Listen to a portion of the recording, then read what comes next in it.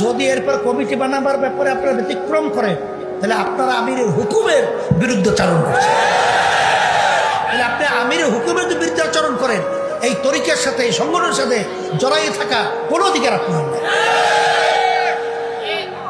আমিরের হুকুম মানা ওয়াজিব না? কথা বলে না?